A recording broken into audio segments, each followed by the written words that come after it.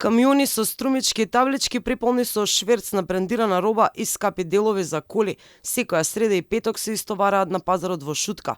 Пред камерата на Алфа открива поранишниот полицаец Никола Бучков. Тој е еден од групата полицајци што во ноември 2020 стопираа сомнителен камион со струмички таблички за кои што не постоеле документи од царина.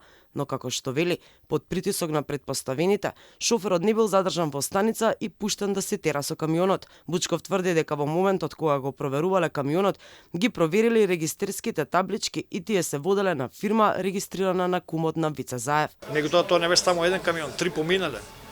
Не една сме го застанали, 4 камиони биле само. И ушутка до ден денес нека се изорганизираат организиран криминал. Секоја среда и секој петок и минат истите камиони. Слободно да се проверат таблички. Истите се водат на фирма на Карамазов или како беше фирмава, што му е кумпа на Вице Заев. Дојдоа некои си луѓе од царина, ми прекажуваа некои си документи со точки што нема логика тој камион што правил, како правил. Му изготвила некоја си документација, дојде некој си надреден и камионот беше пуштен на страна. Оваа изјава е дадена пред неколку месеци, но поради активна истрага на МВР, дури сега ја објавуваме.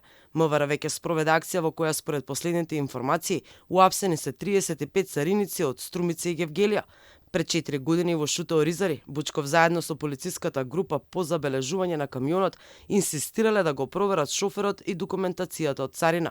Веднаш по нивното пријавување следувале притисоци од претпоставените, сведочи Бучков. Се известени сите. Зашто ниеден не дојде? Дека сите се плашеа од Зоран Заев, Вице Заев и Оливер Спасовски. По самото проверување, камионот се води на Карамазов и на кум на Вице Заев. Почнаа лично да вршат тортура и закани према нас. Од прво, од министерот према началница, од началница према нашите надредени, за да се откажеме од случајот, има проблеми, да го пуштиме. Наредбите беа да се пушти камионот на рад, да се растовара. Точно. Да не барате документација. Да не бараме никаква документација. Исто така тој сведочи дека поради одмазда, МВР му мести ситуација дека не дозволил постапување на полициски службеници на улица, а лично министерот Спасовски му потпишал отказ. Добил клоци и топаници од колегите од Крим техника, кои според него не може случајно да се нашле на лице место на улица во Струмица. Они ми прават препад.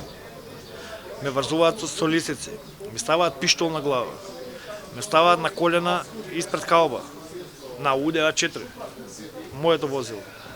Моето возило го оставуваат и го ставаат со ленти да го чуваат, бараат као дрога во наводници.